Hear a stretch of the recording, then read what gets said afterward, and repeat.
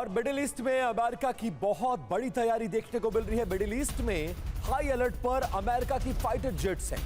Middle east में refuelling aircraft की movement नजर आई है। फारस की खाड़ी से लेकर अरब सागर तक एयर सर्विलेंस को अमेरिका ने बढ़ा दिया है। फ्लाइट रडार 24 का ये बहुत बड़ा दावा। और मिडिल ईस्ट से ही अगली खबर है। मिडिल ईस्ट में अमेरिका के 15 C-17 ग्लोब मास्टर पहुंचे।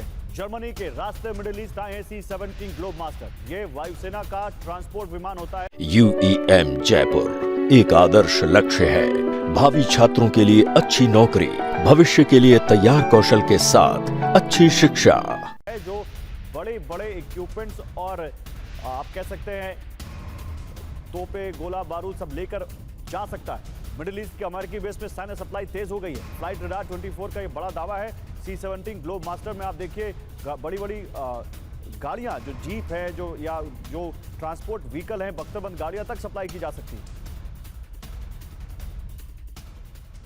और इस बीच खबर यह है कि दक्षिण इजराइल में अमेरिका ने बहुत बड़ी सैन्य तैनाती कर दी है।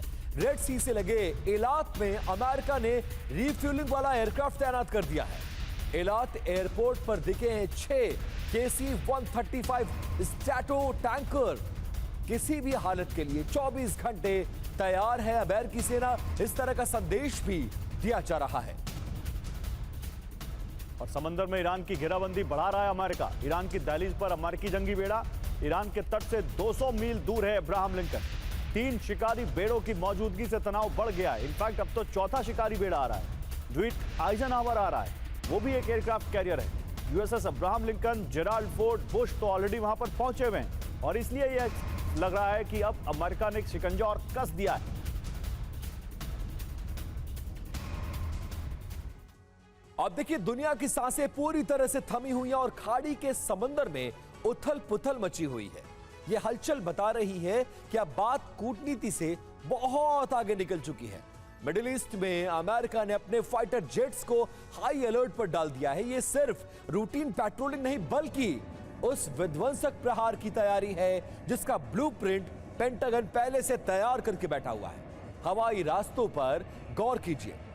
15 विशालकाय C-17 ग्लोबल मास्टर विमान लगातार आसमान में चक्कर काट रहा है। यह विमान रसद नहीं बल्कि युद्ध का वो वाला सामान पहुंचा रहे हैं जो ईरान की किलेबंदी को और भी ज्यादा बढ़ा सकता है और ढहाने के लिए बहुत ज्यादा काफी है। इतना ही नहीं, एलात एयरपोर्ट पर 6 KC-135 स्ट्रैटो टैंकर देखे गए हैं। याद रखिए ये स्ट्रैटो टैंकर तभी तैनात किए जाते हैं जब लड़ाकू विमानों को लंबी दूरी तक उड़ान भरनी हो और हवा में ही उनको ईंधन की जरूरत पड़े और ये उनको ईंधन की सप्लाई करता है। इसका सीधा मतलब क्या है वो समझिए। अमेरिकी फाइटर जेट्स अब ईरान के गहरे ठिकानों को राख करने के लिए मिशन लेकर उड़ने वाले हैं और सबसे भयानक गवाही समंदर दे रहा है। ईरान के तट से महज 200 मील की दूरी पर अमेरिका का काल यानी अब्राहम लिंकन वॉरशिप अपनी पोजीशन ले चुका है। 2 दशकों के बाद पहली बार अमेरिका ने 3 एयरक्राफ्ट कैरियर एक साथ तैनात किया है। यह ईरान की घेरेबंदी का वो डेथ सर्कल है जिससे बच निकलना अब नामुमकिन है। एक तरफ आसमान में गुजरते ग्लोब मास्टर और दूसरी तरफ समंदर में सीना ताने खड़ा लिंकन। अमेरिका ने अपनी पूरी ताकत ईरान की दहलीज पर लाकर झोंक दिया है। यह तैयारी साफ है और यह संदेश दे रही है कि अब समझौते का वक्त खत्म हो गया। अब केवल बटन दबाने की देर है और फिर शुरू होगा वो महायुद्ध जिसका अंत शायद ईरान के साथ और उसके वजूद के साथ खत्म हो जाए। और परमाणु प्रोग्राम पर बात नहीं करेगा ईरान, ये इस वक्त की बड़ी खबर आ रही है। न्यूक्लियर प्रोग्राम पर समझौता नहीं करेगा ईरान, एक लाइन में बोल दिया उसने। हॉर्मुज पर फुल कंट्रोल पर ईरान डटा हुआ है।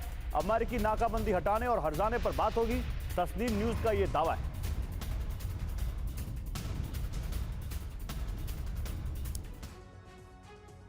अब देखिए वार्ता 2.0 को लेकर ईरान का प्रस्ताव क्या है और ट्रंप क्या करेंगे, यह सबसे बड़ा सवाल है।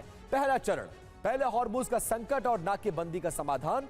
दूसरा चरण, लेबनान समेत सभी मोर्चों पर युद्ध रोकने की सहमति। और तीसरा चरण, यूरेनियम संवर्धन और परमाणु मुद्दे पर बातचीत की जाए। लेकिन पेच कहां फंसा है? ईरान चाहता है कि अमेरिका के मुताबिक न्यूक्लियर पर बाद में बात हो, पहले यूरेनियम संवर्धन पर बात हो और इसी को लेकर अब पेच फंसा हुआ है। लेकिन एक बड़ी खबर है, बाब अल मंदेब को बंद करने की तैयारी है। बाब अल मंदेब बंद हुआ तो अमेरिका और यूरोप को जाने वाली ईंधन की सप्लाई भी प्रभावित होगी। सोमालिया का समूह अल शबाब हमले करेगा। मंदेब से गुजरने वाले जहाजों पर हमले का प्लान है। पीछे दिखाई वो ब्रेकिंग इस वक्त जो यहां पर है। और बाब अल मंदेब से गुजरने वाले जहाज पर अगर हमला होता है तो यह अमेरिका के लिए एक बड़ा सिरदर्द होगा। हाल ही में एक ऑयल टैंकर को निशाना बनाया गया है वहां पर। बाब अल मंदेब से अमेरिका और यूरोप को जाने सप्लाई करने वाले फ्यूल टैंकर्स निकलते हैं और अब प्लान है कि वहां पर एक और प्रॉक्सी गुट के द्वारा हमला करवाया जाए और उसको बंद करवाया जाए। और जो गौरव आपने कहा है कि बाब अल मंदेब को बंद करने की तैयारी में है ईरान, खबर क्या है जरा दर्शकों को यह बताते हैं। सोमालिया के पास ऑयल टैंकर पर हमला और कब्जा। ऑयल टैंकर पर हमला एक नए ट्रेंड की शुरुआत माना जा रहा है और अल शबाब इसी रूट पर जहाजों पर हमले की सोच रहा। यमन के हूती की तरह ही हमले सोच रहा है अल शबाब। बिल्कुल, अल शबाब को पता है कि यूएस यूरोप की सेना युद्ध में व्यस्त है और इसी का फायदा उठाकर बाब अल मंदेब में हमले का प्लान है। अल शबाब का सोमालिया के 60% हिस्से पर कब्जा है। सोमालिया में भूखमरी, अकाल से खतरा और ज्यादा बढ़ गया है।